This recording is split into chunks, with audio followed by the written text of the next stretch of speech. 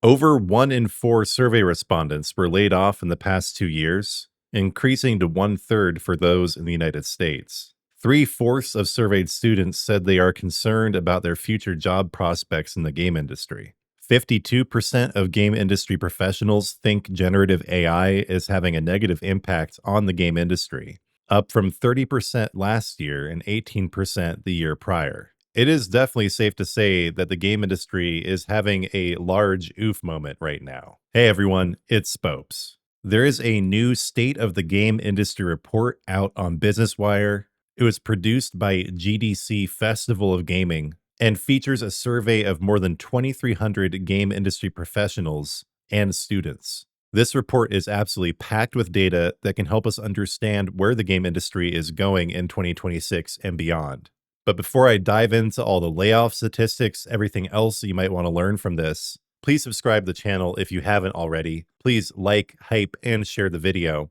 And please consider supporting me by becoming a member of the Spopes Army, my membership program, and checking out my shop where you can pick up Spopes themed merch and leave donations. All right, let's check out this report on the gaming industry in 2026. The title of the article from Business Wire is 2026 State of the Game Industry Report Reveals Widening Effect of Layoffs, Broader Perspectives on Generative AI, Unionization, Tariffs, and more. The organizers of GDC Festival of Gaming have released the results of the 2026 State of the Game Industry Survey, offering insights into key game industry trends based on responses from more than 2,300 game industry professionals. This year's State of the Game Industry Survey has also expanded to better serve the full game ecosystem. To represent the thoughts and perspectives of the game industry across roles and disciplines, the GDC team consulted key stakeholders and community members to refine questions and broaden the survey's reach. Surveys were customized for each participant group, ensuring that developers, marketers, executives, and investors and others answered questions most relevant to them.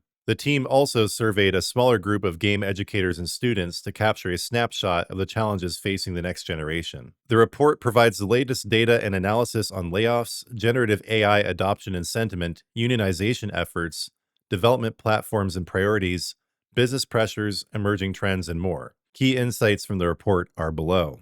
We're going to start covering the section on layoffs, and as points of interest come along, I might jump in here to give my analysis. Layoffs generate wide impact. Students are concerned about their future job prospects. The effects of recent layoffs continue to spread across the industry. Over 1 in 4, or 28%, survey respondents were laid off in the past 2 years, increasing to one-third, or 33%, for those in the United States, and half said their current or most recent employer has conducted layoffs in the past 12 months. Two-thirds of respondents at AAA studios said their companies had layoffs. One-third of people working at indie studios reported the same. I find this to be absolutely crazy. This goes beyond anything that I had expected. For one-third of United States video game workers to be laid off just in the last 2 years, I mean, the creative capacity of these studios has gone down massively. And this gets worse at AAA studios. Two-thirds of people who worked at AAA studios reported that their studios had undergone layoffs. So that means that hardly any studios, or a third or less of actual AAA studios, have not undergone layoffs. It is definitely fair to say that the game industry is downsizing right now. In some cases, they're bringing in H-1Bs to fill in the gaps, but not always. In some cases, they are just working with a skeleton crew. And bringing in a bunch of H-1Bs is often probably worse than working with a skeleton crew. So yeah, this is dire.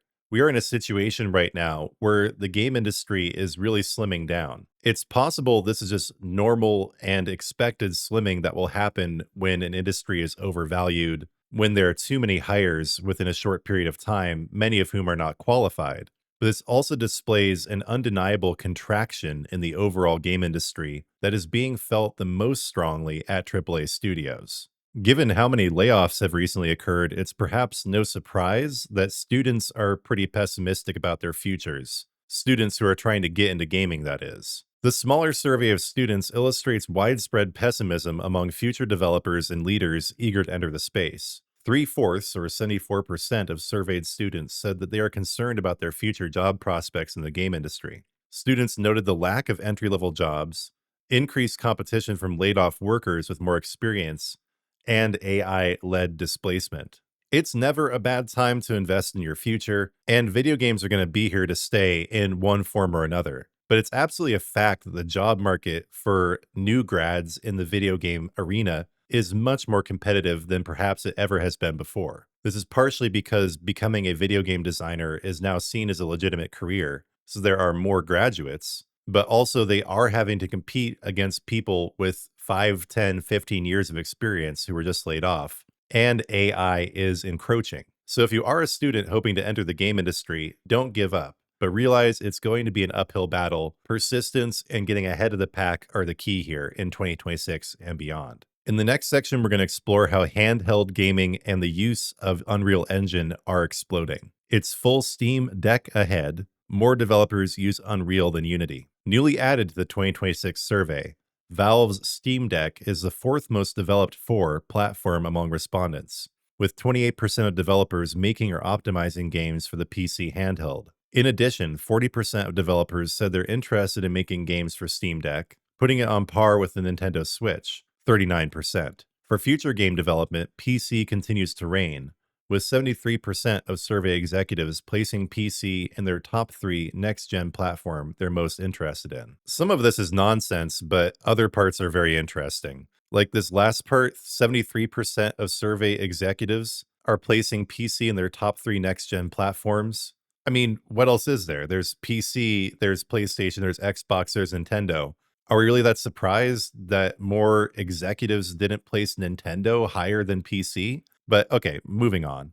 I find the increasing adoption of Steam Deck among both gamers and developers to be fascinating. I'm personally of the opinion that PC gaming is becoming anachronistic, very slowly, but it is aging as a paradigm. But the way around that is to make PC gaming more accessible through these handheld devices that at this point have the same performance power as most mid-grade PCs and laptops. Widespread adoption of the Steam Deck platform is a really positive sign, and I think this trend will only ramp up as we go forward into future years. In a major win for Epic Games, Unreal Engine is rapidly becoming the default platform that developers want to build their games on.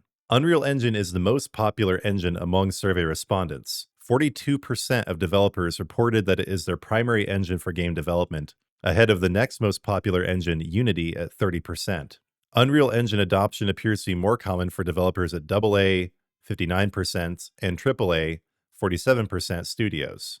A majority, 54%, of developers at older indie studios are still using Unity. Godot has gained some use with newer indie developers at 11%, but less so with those at more established studios. This shouldn't come as any surprise to those who've been tracking the game industry. Unreal Engine is rising, it is dominant, and there's a good reason. It works well, it's easy to use, it is rapidly becoming the gold standard. Here's the part that I'm perhaps most fascinated by. I am keenly watching as the AI bubble keeps getting more and more inflated. And finally, it seems that game developers are starting to get off the AI hype train and realize that it's a problem for the industry. Generative AI usage varies significantly based on role and discipline. Survey results indicate that over 1/3, or 36%, of game industry professionals are using generative AI tools as part of their job. 30% of respondents at game studios reported using AI tools, which is far less than the 58% of those at publishing companies,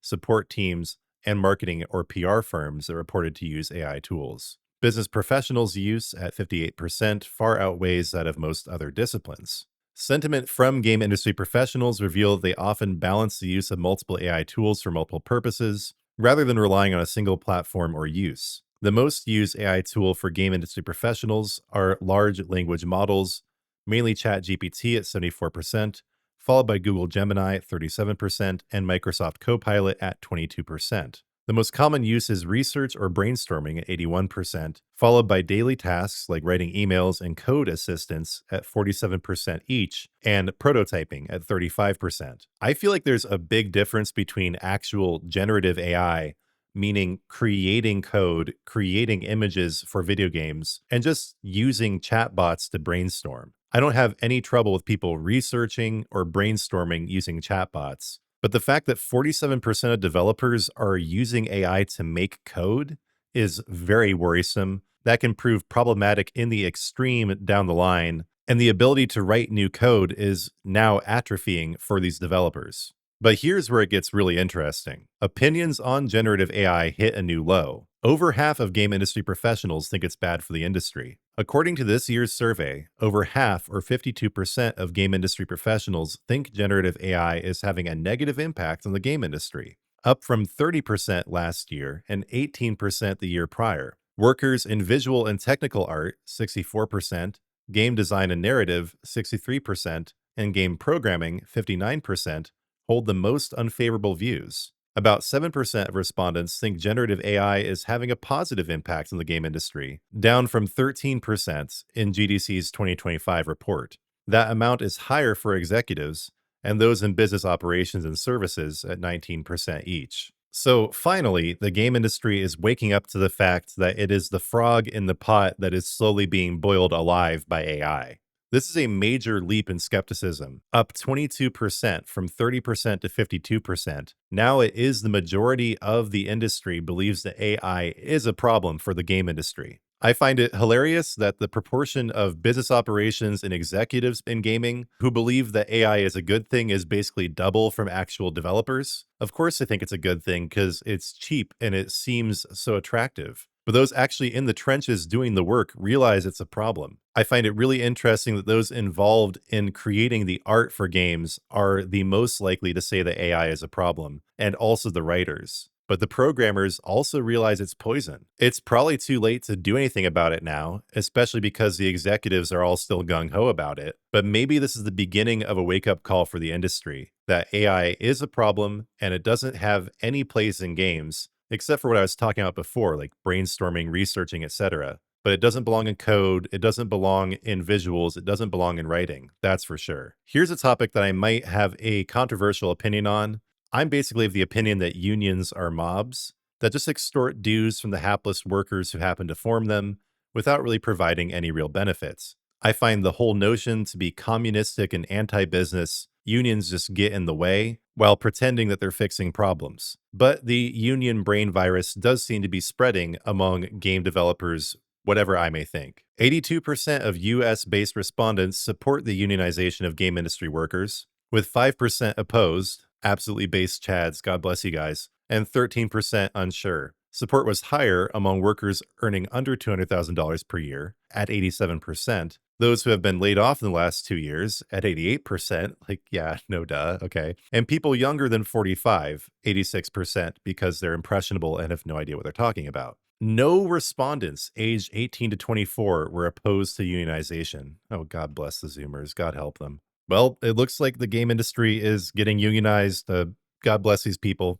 Moving on. 1/10 or 10% of respondents said they're already members of an industry wide union, like United Video Game Workers CWA, and 2% are members of a company union. These numbers may rise in the coming years, though, as 62% of game industry professionals said they were interested in joining a union. So, if anyone didn't already know this, funding is still a problem in the game industry. 1/3 of game workers primarily turn to self funding. Over 1/3 of respondents, or 35%, said they mainly turn to self funding for their games. The other primary sources of funding were publishing deals or project based funding at 20%, co-development contracts at 9%, and private investment or venture capital at 5% each. About 16% were unsure or said the question didn't apply to them, with several noting that their games are not currently monetized. So getting monetized in the game industry is so hard right now that a lot of people just aren't even trying to make money, and those who are spending their own money in the hope that they will eventually make money.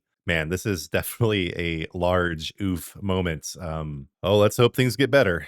Despite tariffs being treated like some boogeyman that's going to destroy the world, sentiment is pretty evenly split on whether it's even affecting the US game industry at all. US based tariffs impact 38% of industry business leaders. In 2025, the US government's executive branch imposed a series of tariffs on imported goods, including video game hardware and the components needed to manufacture it. Over 200 industry executives, investors, and business and finance professionals were asked whether the tariffs had taken a toll. About 38% of respondents said US based tariffs are impacting their expenses, revenue, or financial decisions. 39% said there's been no impacts, and 23% were unsure. The numbers were similar for those inside and outside the United States. So, yeah, surprise, surprise, tariffs were not actually a big deal this year in the gaming industry. And these stats tell me they might already be turning around to cause a positive impact. Which, if you look at it and you realize that the United States was a tariff based economy up until the 1940s, but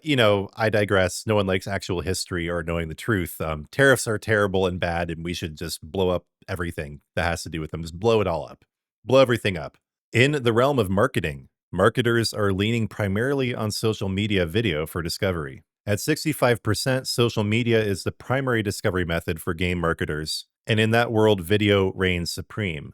Their top social media platforms are Instagram at 66%, TikTok at 64%, and YouTube at 63%. Other top discovery methods include streamers at 39%, paid advertising 31%, and in-person or virtual events at 30%. If you are trying to market your video game, hit me up. My email is in my channel bio, and you can get to me on my Discord as well. I'm apparently in a very desirable group to marketers, and I'll be happy to promote your game as long as it doesn't suck. Moving on. This is the last section, and it is the silliest section of the entire thing. If you happen to be in this astroturfed CIA-created category of people called marginalized workers, you're more likely to think that you're being marginalized. What a huge surprise. Marginalized workers are more likely to spot DEI changes on the job. This is so vague as well, it's really hard to make anything out of this, but for currently employed people in the United States, 1/5 or 22% of poor, helpless victims, I mean, LGBTQI plus, and 18% of women and non-white participants said they've noticed changes related to diversity and equity issues or free speech, meaning controlled speech where they make you say words that you shouldn't have to say, but whatever. However, only 10% of men and 13% of white respondents reported the same. So at least the DEI Karens at HR are not having a huge impact. They're probably screaming from their cubicles, but nobody's hearing them anymore. Altogether, 14% have seen changes, 63% said they have not, and 23% were unsure. God bless the unsure. They're just not paying any attention. They're just ignoring all this crap. Good for them. All right, that's the whole report. I have a bit of commentary, then we're going to finish up. So it is true that layoffs have massively affected the world of gaming this year. Within the last 2 years, 1/3 of workers that were surveyed, and this is a large survey of 2,300 people, they were laid off. That's making 75% of current gaming students very concerned about the future that they might have within the industry. But on the positive side, AI is receiving more and more skepticism, and DEI stuff is receiving ridicule and just being ignored. Funding is really hard to get to the point where a lot of developers have just given up on making any money at all. So then why do you have a job? Why did you start a game? Why are you at school? Why did these people even survey you if you're not even, doing anything with like gaming industry is not like gaming hobby party. Gaming industry. Industry means producing something and making money. But yeah, it's rough out there. I find it really interesting that the Steam Deck and Unreal Engine are being picked up more and more. And yeah, just in general, I really feel like the main sentiment here is that the game industry is contracting, but that the people within it are starting to increasingly have rational and correct views on the situation. AI is being recognized as being problematic, and there is no more false optimism being injected into the system. The idea that one more DEI hire, one more H1B, one more generative AI tool is going to save everything. Nobody's making money. Everyone's getting laid off. Something needs to change. If I was going to call it, I would say that 2026 is the something needs to change year within the game industry. And if the industry overall realizes that and shifts direction, we might be seeing a much better report in 2027. I really appreciate you all watching. If you're new to the channel, please subscribe. And if you're new to the channel, you might not know that I'm a Christian man, but I am going to pray to my Lord and Savior, Jesus Christ, like I do at the end of every video. Lord, thank you for this insight into the game industry and how it is evolving this year. Lord, please be with all the people who have been affected by layoffs. help executives and other decision makers make the right decisions this year when it comes to AI, diversity hires, ways to actually shore up the Western gaming industry as China and other Asian countries encroach with their slop. America is where video games became great. Video games can be great again in America if people make the right decisions. Lord, I thank you for my channel. I give you all glory for my channel and for the video. Lord, please continue to bless my channel with rapid and sustainable growth. Lord, please bless everyone watching the video, all my subscribers, all my members, everyone who contributes to the channel in ways great or small. Lord, please bless them all. Continue to bless this whole community as we go into the future in 2026 and beyond. Lord, in your mercy, hear our prayer. Plugging one last time before I go, I can really use your support. Just liking, sharing, and hyping the video, also subscribing, that does help. It signals to YouTube that the video is good, that it should reach more people. Then I get more ad revenue. Everything's hunky-dory. But you can also help me out by joining the Spopes Army as a member. There are unique perks you only get from being a member, and I have plans starting at just $1 a month. You can also head over to my new Fourth Wall shop. There are products linked below the video. You can also go to the shop page itself to check out the full line of merch I have to offer. You can also leave donations there, and a much smaller cut is taken of those donations compared to the super thanks that you can leave in the comments here on YouTube. But if you prefer to just keep it within the YouTube ecosystem, I would appreciate a super thanks in the comments as well. Again, thank you so much for watching the video. I hope it was insightful and entertaining. This is the end of the video, but before you click away, please remember to like and hype and share the video. Also, please do subscribe. And when you subscribe, turn on notifications because I'll be back soon with new content.